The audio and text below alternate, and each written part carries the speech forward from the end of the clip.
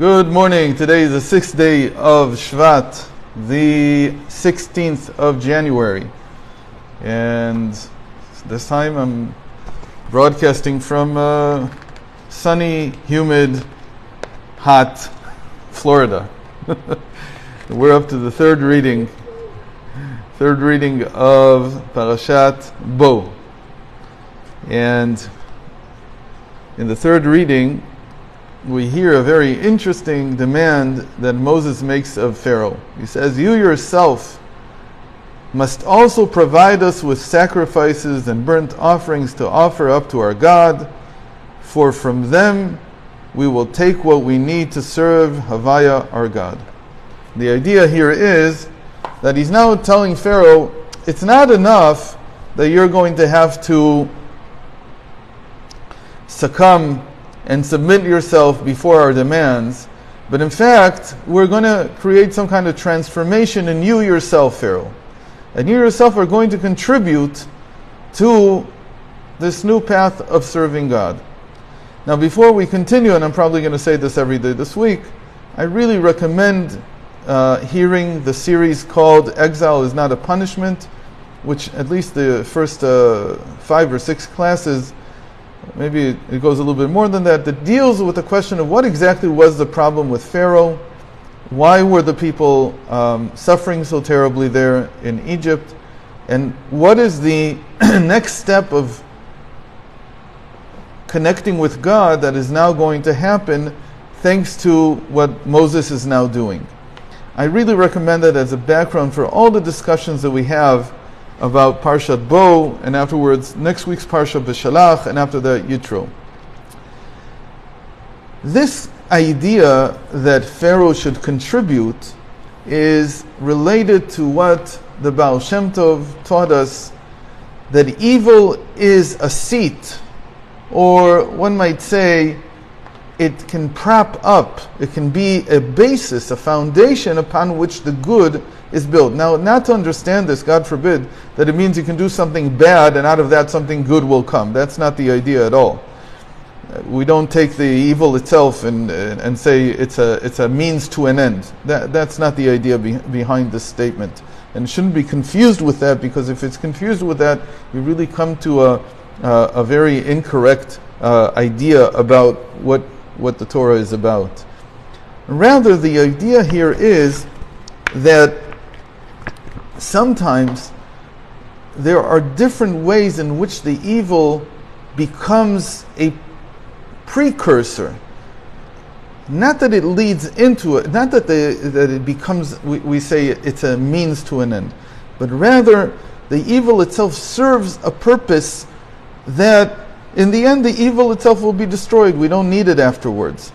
But it does serve some kind of purpose. And let's see what this is. So the Baal Shem Tov has 3 different explanations for what this might be, and you'll see from the explanations what the concept here is. The first one is that sometimes evil threatens us, and because it threatens us, it moves us. One of these examples is, for instance, in next week's Parsha, when Pharaoh is chasing the Jewish people. Because he's chasing them, the Torah says, Ufaro hikriv, he came closer. But the sages understand this, that being chased makes you reckon what your life is really about, what's really important to you. So when evil is chasing you, when evil is a threat, it's a real threat to your life, most people will have a soul-searching reckoning that will ask, that they'll be able to ask, what is my life really about? And in that way, even though, again, evil should be eradicated, we don't need it. But still, in this case, in a case like this, the evil causes, indirectly or even directly, but it causes the person to rethink what their values are, to rethink what their life is about. What do they really want to do with the life that they've been granted by God? That is the first way in which evil can be a foundation for the good. A second possibility is that because we see the evil, we better appreciate the good.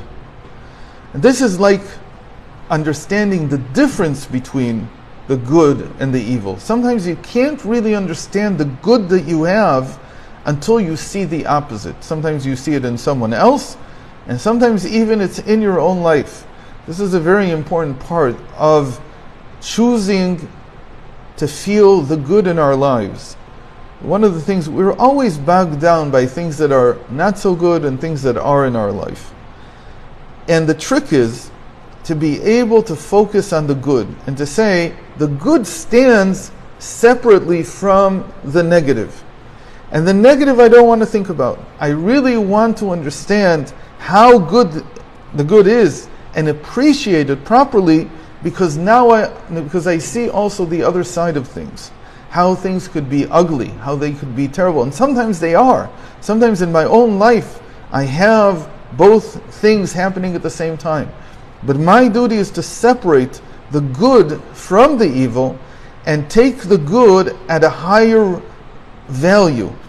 And then, in that sense, evil helps me appreciate the good. So in a sense, you can think about it like the evil is a dark background upon which even a small dot that is white will be seen much more vividly. The contrast is greater. So here we're really talking about separation, which is like contrasting the good with the evil. That's the second way in which the evil, according to the Baal Shem Tov, can become a foundation for the good. But here, this is what Moses is now saying to Pharaoh. We come to a whole new different level. This new level is completely different. And he's coming and saying the evil itself will go through a transformation because it meets the good. In other words, the evil itself will come to eradicate itself. And when it eradicates itself, it unleashes what we call sparks of holiness that were trapped inside it. These sparks of holiness are then elevated. The evil itself will fall away. We're not interested in the evil at all.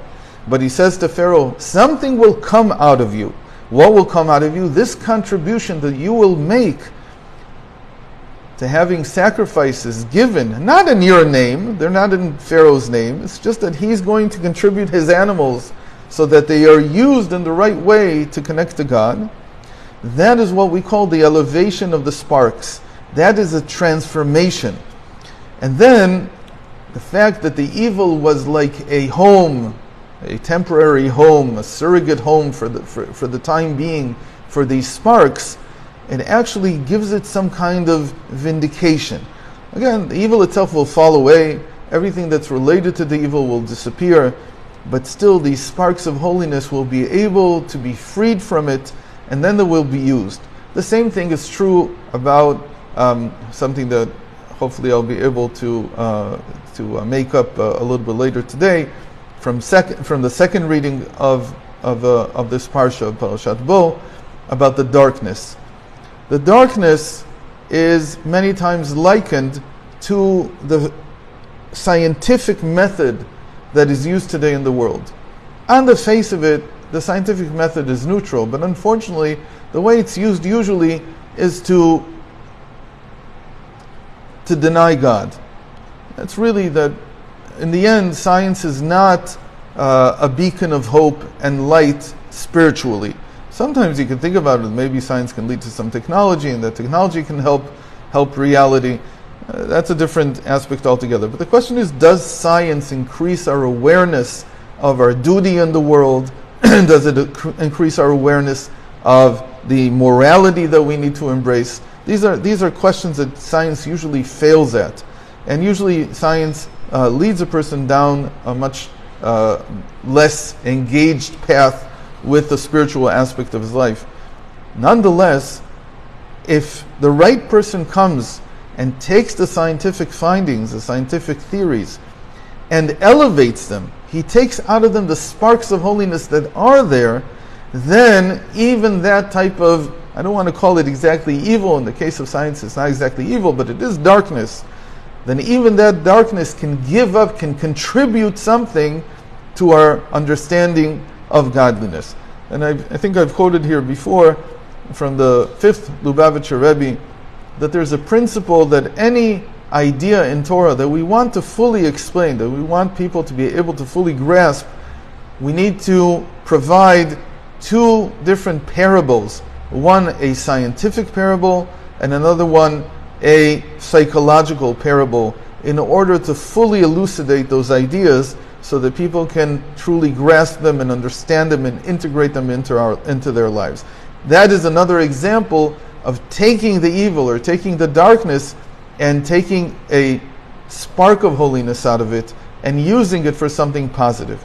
In any case, what we've just seen, and with this we'll end, is that there are three different ways in which we can understand the Baal Shem Tov's statement: evil can become a seat for goodness, or the evil is a seat for the good. And the three ways, they correspond to the Baal Shem Tov's three methods called submission, separation, and sweetening. The first method that we talked about is that evil causes us to submit. In that sense, we better understand and we do a reckoning of what our purpose in life is, what we're supposed to do. That's when we face the threat of evil.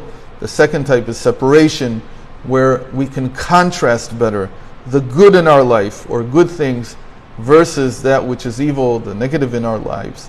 And we can focus, and always, separation always means identifying.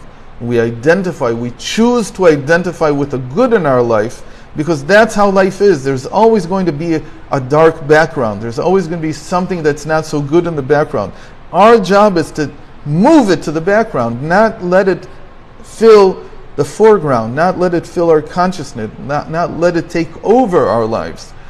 And finally, this method, the third method, which is sweetening, which is taking those sparks of holiness which exist and actually are the reason why evil even has any reason to be in this world. It's because it serves as a house, we could say, or a temporary dwelling for these sparks of holiness. And once those sparks of holiness are sweetened, they're taken out and they're put in their right context, they're used in the right way, then the evil falls away entirely. That's called sweetening. And God willing, hope to see you again tomorrow. And if you're on the YouTube, then hopefully you'll get a chance. I'll get a chance to fill in the first two readings that I didn't get a chance to do this week yet, and put them up. Rabbi, can I ask a question? Yes, let me just finish the recording here.